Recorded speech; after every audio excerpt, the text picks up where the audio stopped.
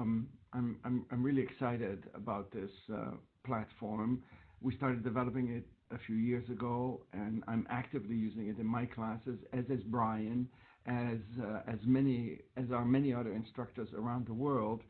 And I'm happy to report to you that currently we have well over 100,000 users around the world. So those of you who have heard me speak before know that for close to 3 decades I've gone around the world bashing the lecture model as an outdated approach to transferring information, and essentially been promoting what is now known as the flipped model to teaching. Right, in the traditional approach to teaching, all of the emphasis is in class is on transferring the information, and then the students are sent to their own rooms, dorm, home, whatever, to basically get a deeper understanding of the material, to have the aha moments, to assimilate the information, and to develop the mental models that apply that allow them to apply what they've learned into a new context. Back in 1991, so almost 28 years ago, I suggested, turning that model upside down and to use the classroom as the place their own rooms before the classroom as the place to have the first exposure, and then use the class for the much more difficult part of learning, namely assimilating the information, creating a deeper understanding. Because if you think about those two steps and you ask yourself which is the hardest one, just listening to the information or synthesizing that information, I think we all agree it's the second step. So out of that effort came peer instruction, and most of my effort over the past 3 decades has been focused on improving what happens in the classroom, moving away from this information transfer process to a more interactive approach to teaching. That's not what I'm going to talk about today. Today I want to talk about how do you get your students to prepare themselves for such a class? How do you effectively transfer information outside of the classroom? Initially, we thought, let's just use video. I had already recorded all of my classes, so, why not just have the students, get access to that recording and listen to me whenever they want to do. There are a couple of problems with that approach. The first one is that, just as in a lecture, the transfer pace is set by the video. Right now, while you're listening to me, in a sense, your mind is held hostage by me. If I say something that gives you pause to think or that makes you wonder about something, your mind will drift, and it's really difficult to both think cognitively in a meaningful way as well as listen to the incoming stream of information. So it's really hard to really create space and time in a classroom or in a video, unless you pause it, to think. And it turns out students never pause or rarely pause the video. The second thing is, and there's plenty of research to back this up, that viewers of video are just as passive as listeners in lecture. In fact, there's plenty of research that shows that the mind turns almost into a meditative state when you're sitting in front of a screen watching somebody talk. The other thing is that as the semester goes by, students' engagement in the video diminishes very rapidly. If you look at the data from edX, for example, and Harvard is a member of edX, one of the founding members of edX, you can see that students may watch the first, 20-minute videos in the beginning of the semester, but towards the end of the semester, they figure out that they don't really have to listen to it, that they can just game the whole system by jumping straight to the multiple choice questions and Google the answers or just guess at the answers and fill them out. And most of them actually put the playback speed even higher, like 2.0, in order to get to it as fast as they can. But most importantly, it's an isolated individual experience. It's the video and the student, just as, in a classroom, it's the professor and the student without, really taking any benefit from the other students. Whereas deep down, learning is a social experience. So we very quickly figured out that by having students watch videos, essentially we're removing this outside of the classroom, so you don't see it. And then I thought, let's go back to reading. Reading has a lot of advantages, right? Because if you read, you're in control of the transfer pace. If you read something and your mind starts drifting, you automatically stop reading because you can't think and read at the same time. The other thing is research shows that the brain is much more actively engaged in the reading process than doing watching. However, there are still two big disadvantages. One is it's still an isolated individual experience, the book and the student, or the notes and the students, and there's no real accountability. Even here at Harvard, if I tell my students read chapter 22 before coming to class, you know, most of them will not do it because for most of their classes, they're not expected to read. So there's no real accountability of it. What do we want? What we really want, especially in a flipped classroom environment, or in any classroom environment where you want to make better use of class time, is every student prepared for every class, not just at the beginning of the semester, but also at the end of the semester. And ideally, I don't know about you, but it certainly holds for me, we don't want to have to put in a lot of extra work in order to get that accomplished. It took me a while before it finally hit me, and in retrospect, it's kind of strange that it took me so long to come up with this idea. The idea is, turn the out of class component also into a social interaction. I'd worked hard on making the classroom into a more social interaction by bringing in peer instruction. I never thought about the out of class component. So we developed this platform, Perusall, with which we can, and I'm going to show you some data, pretty much guarantee every student prepared for every class, or at least as close as we could possibly want to get to that state. At its heart, it's a social learning platform. Students log in through their preferred social network, Twitter, Facebook, Google+. And once they're online, it actually doesn't look that different from any other e-reader, except that at the top right you can see who else is online. So let me actually show you how this works with Brian. So I'm going to switch you over to my live browser so that we can actually see how this works. So let me share my Safari. There we go. There we go. So you see now both Brian and me logged on. I don't know if you can see the cursor, but if I hover my cursor over my own face, I can see my name, and Brian is the only other one online. We're going to get all together online on the document in just a second, so you'll see. It pulls in the avatar from whatever social platform students use to log in, or if students log in through their LMSs, they can add their own avatar in the system. So as you scroll here, you can see this is a physics textbook. This is actually the book that I use in my classroom. It's just a faithful rendition of the actual textbook. I could have uploaded an article, I could have uploaded my PDF note, I could have uploaded an OpenStax book, anything. Here we are actually looking at a commercial textbook. I'm going to scroll to page 76 here and highlight a sentence, the sentence right here underneath the figure. You may wonder whether it's possible to make surfaces that have no friction at all, such that an object, once given a shove, continues to glide forever. Let's say that statement surprises me.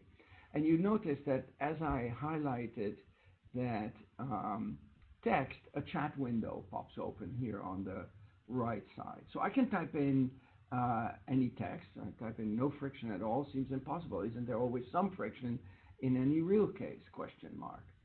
As soon as I hit enter, this chat gets entered, and now if I close this chat here, you can see that there's actually a highlight that sticks onto the page, and anybody else, right now it's just Brian, can get to that page and click on that highlight and respond to it. So let me open it up, and let's wait for Brian to respond. Actually, he already did.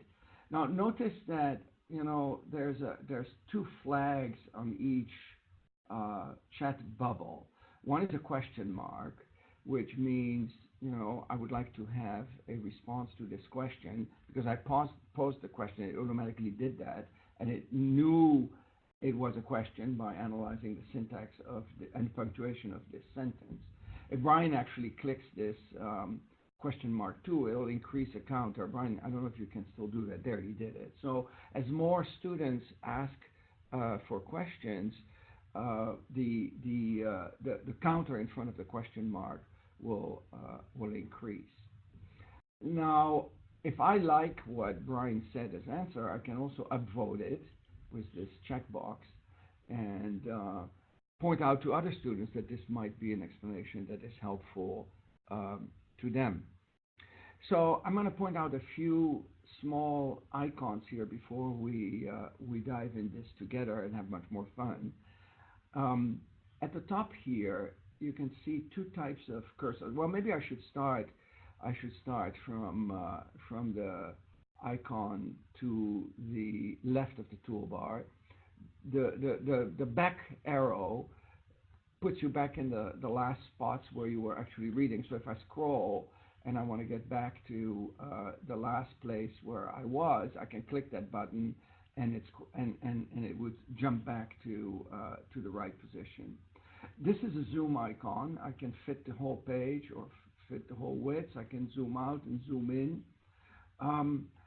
This one, maybe we'll talk about that later. I can see whether or not I see markup or not. For example, let's say that I want to see a clean page.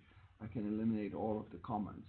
Or I can just see my private notes. I could highlight something and add a note that I don't want other students to see.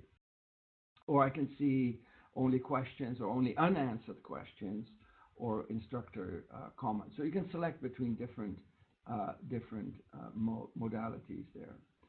Two important buttons are the next two. The first one is to annotate text. That's what I use. But let's say I want to annotate this figure here. I can't do that with a text cursor because the text cursor will only select text.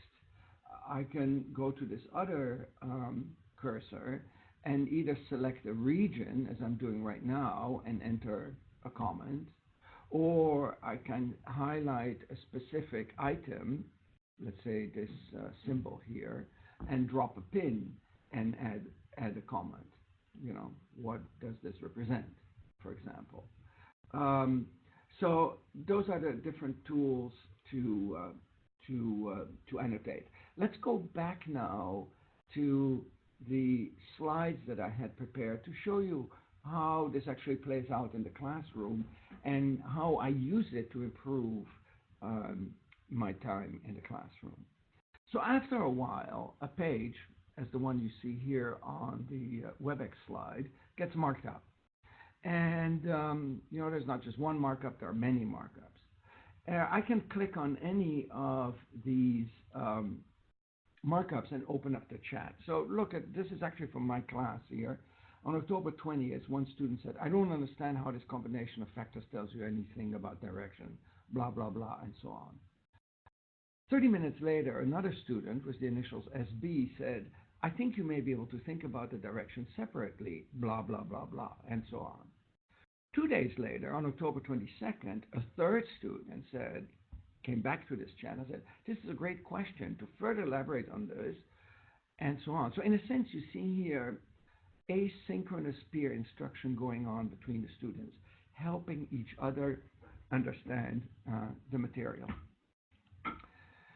Now, let's say that you've asked a question and you're not online. When you're online, I forgot to point that out, but when you're online, if somebody answers a question you have posed and you're not on the page, you get a notification. There's a little tray, I should have pointed that out, on the far right that basically gets a badge, and you can open that tray and then click to the chat. So you're alerted when somebody answers a question you have posed or a question you've tagged as one that is of importance to you, um, that you see that right away. But what if you're not online? Well, if you're not online, you get an email notification.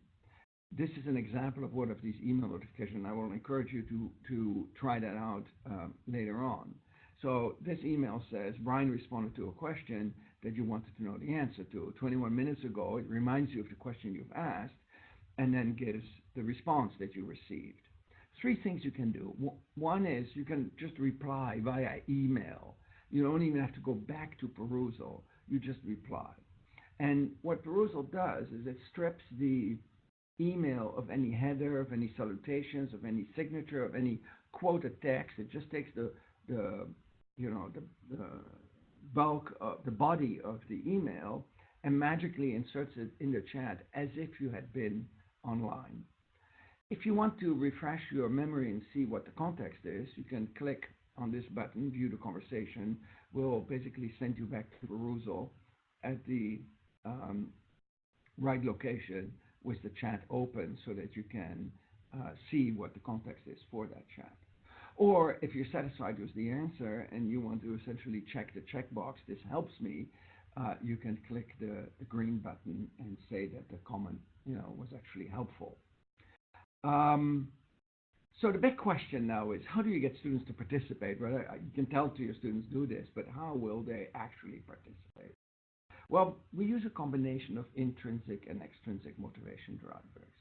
Ideally, I'd like to do it purely through intrinsic motivation drivers, but as we know, most students, unfortunately, at least at the undergraduate level, are not always intrinsically motivated to participate in the learning process.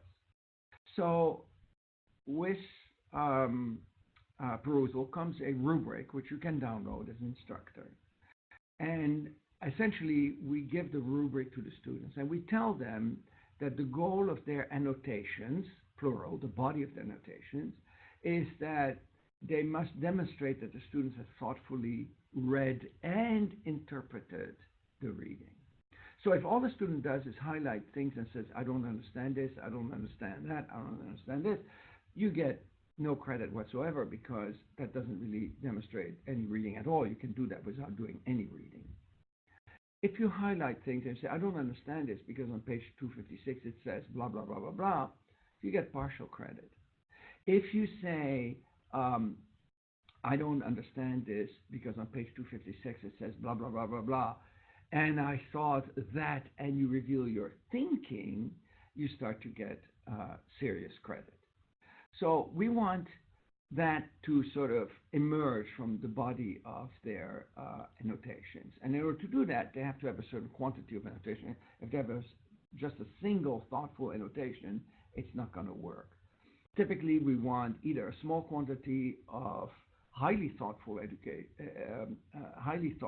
annotation, or a large body of maybe medium annotations. But it's fine. It's always fine to just engage in chat, because we do want to encourage students to chat. So just putting a few exclamation like "this is cool" and so on, or "oh wow" is perfectly fine. They're just not going to get any credit for that part of their annotations.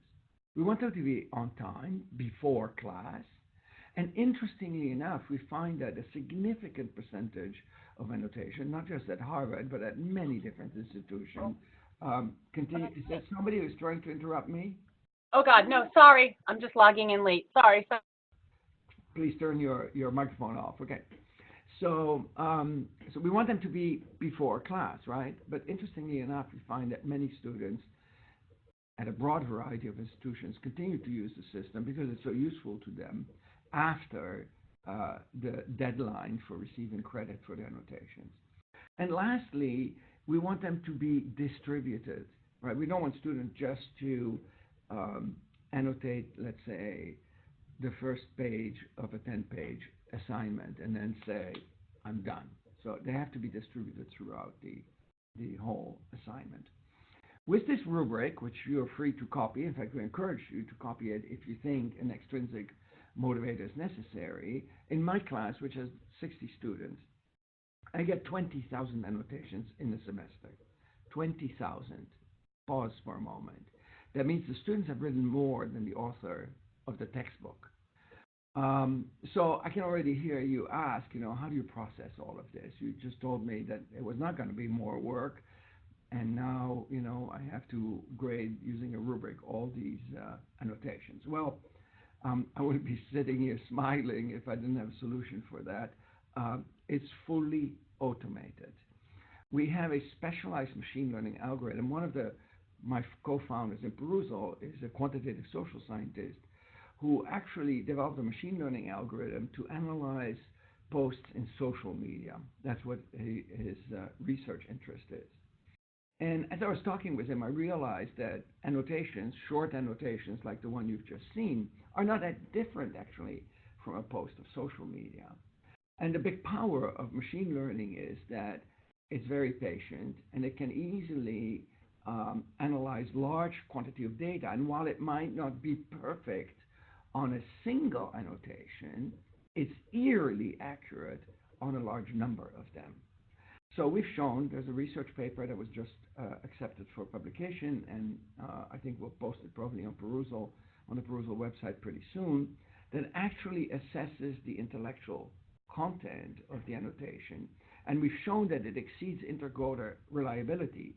You see, the rubric is partially subjective, right? You have to interpret whether or not what the student has written reflects thoughtful reading and interpretation of the text. And two humans might not completely agree on an individual case-by-case basis. So if you look at the correspondence between two individual A and B, you find that the agreement on average is around 70 to 75%. If you take one of these graders' codings and use it to train the algorithm, and then you use that algorithm and that same grader to grade another set of annotations, you find that they'll agree close to 80%. So that's why we say that it exceeds intercoder reliability. But it gets even better than that, because you see, in a sense, these annotations are like a window into the minds of the students.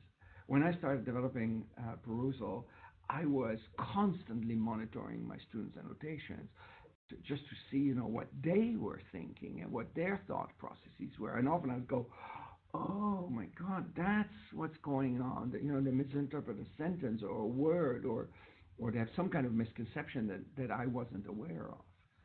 But it's a lot of work, right, going through all of these annotations. 20,000 in one semester, let's say about 1,000 for one given assignment. It's a lot. So we developed another algorithm to actually analyze them. Oh, I forgot to say one thing. So because it's totally automated, immediately after the assignment is over, you have access to a grade book. You can see the student's name. I blur them out because these are my students. You can click on any one name and see, how many annotations that student did, how many were on time. So 11 out of the 16 here were done before the deadline, but continued after the deadline. The average quality, distribution, and so forth. So as I said, we want to connect this pre-class activity to what happens in the class. So we developed another algorithm to analyze all of the annotations for the best unanswered questions, for the main topics of confusion. So after you've given an assignment to your students and they've started annotated, you can click on a button which gives you what we call the confusion report.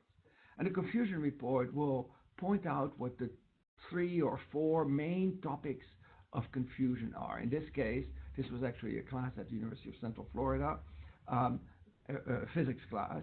The right-hand rule, direction of the magnetic field, Earth's magnetic field.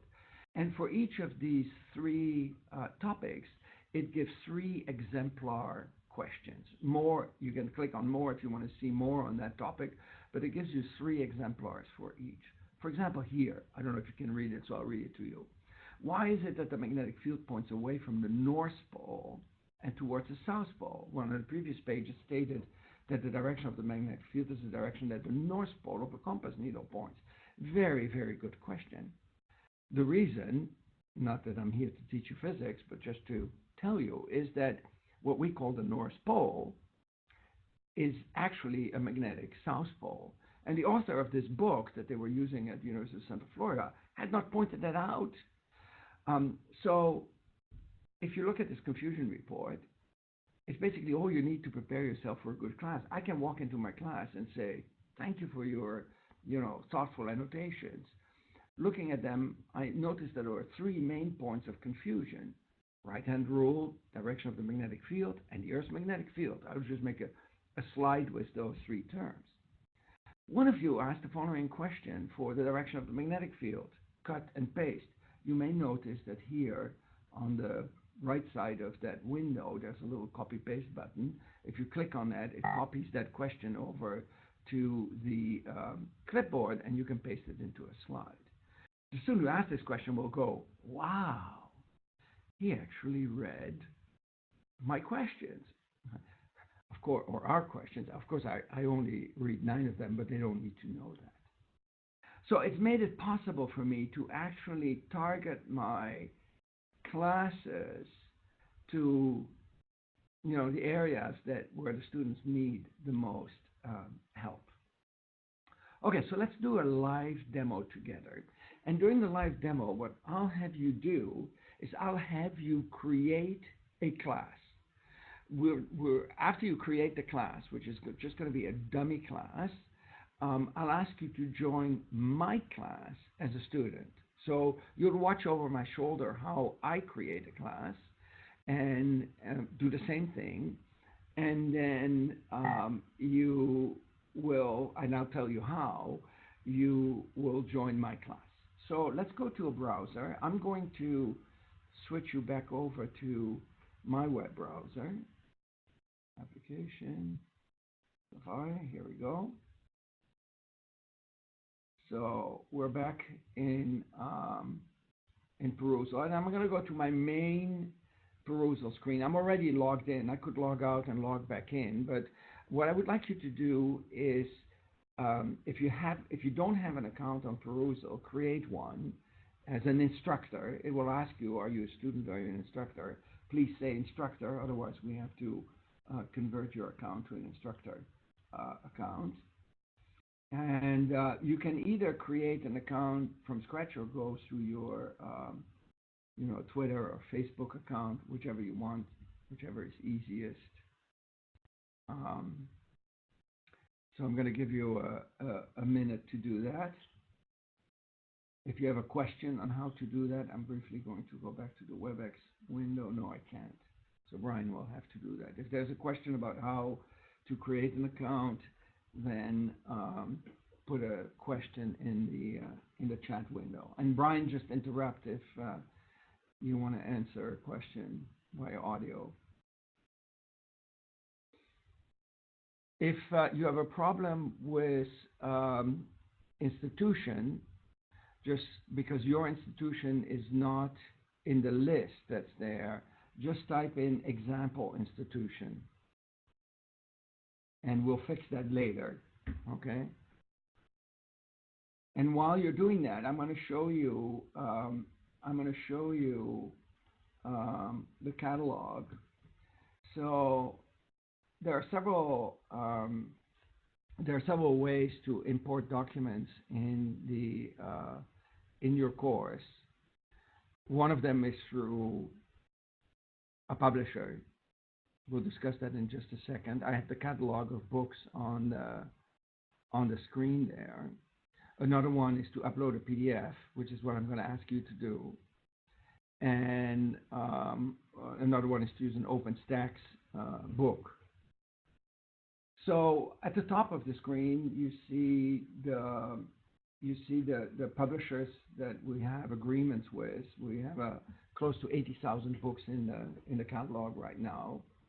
If you've already logged in but not created a course yet, you can browse the catalog if you want. You can type in the name of an author. I'm going to type in my own name here. And there are many books by authors named Mazur that are not mine, like Barry Mazur here, who's a colleague in the math department here at Harvard, and James, who's actually also a colleague in the psychology department, as well as my book. And if you click on it, you get information on that book and the different um, the different versions that are available. Okay, well, I hope that most of you by now are logged in. If you're not, ask for help in the chat window. Um, but what I would like you to do is to create a course.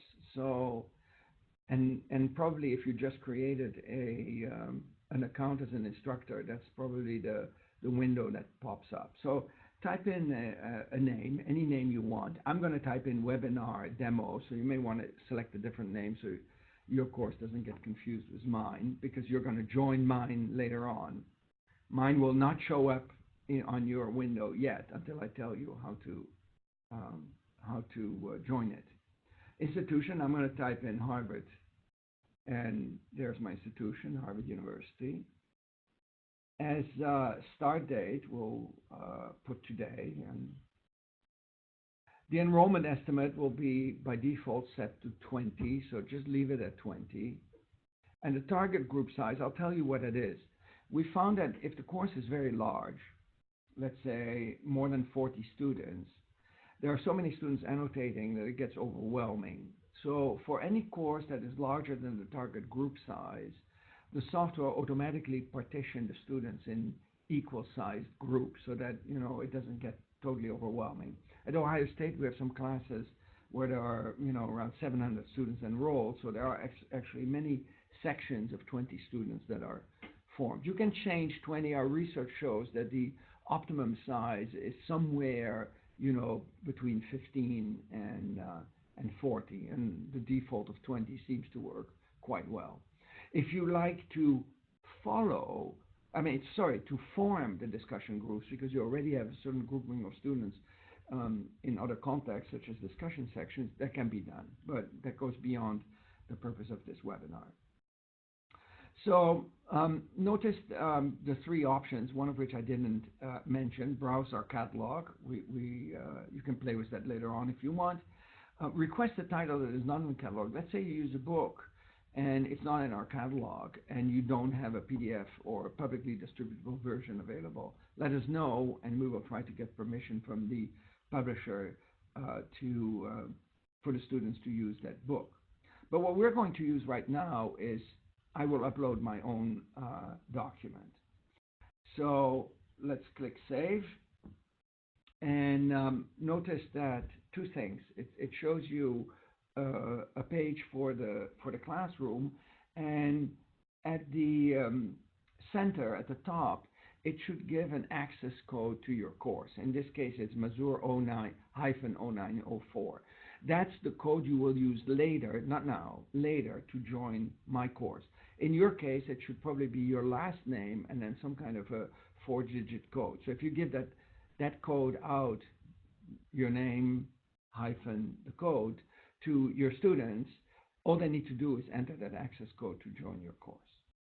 So on the left side of the screen are the documents for the course. On the right side are the assignments. We have neither documents now nor assignments.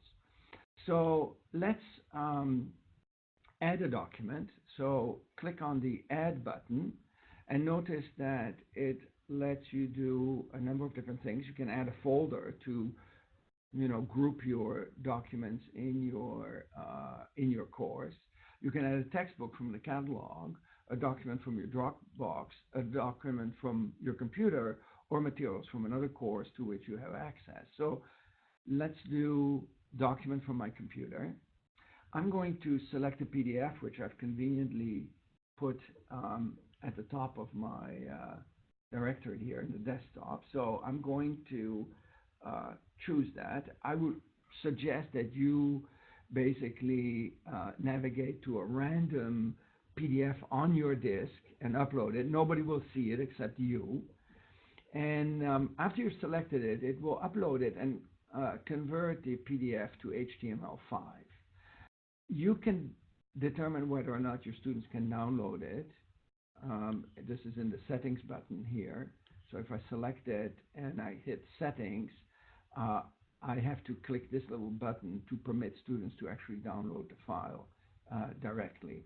But let's say you have copyright, you have notes that you don't want to get distributed all over the web, you can just leave that button unchecked, and all that your student will have access to is a faithful rendition of that PDF that looks exactly like the PDF, but in fact is HTML5, which they can't post again. So I clicked on my document, and as I scroll here, I can see the text that you're going to look at and mark up in just a second. I see that the image disappeared on page 2. Well, that's okay. Let's go back for a moment to the main course page. So hopefully you have now at least one document in the left-hand pane. Let's now create an assignment. I'm going to add an assignment.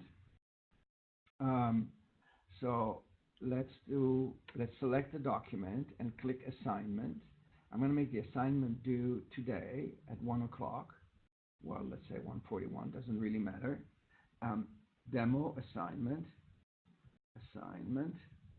and I just use the default for everything else.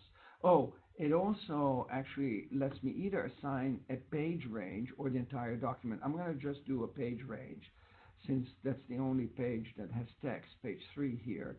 I'm going to just make it page 3. Save.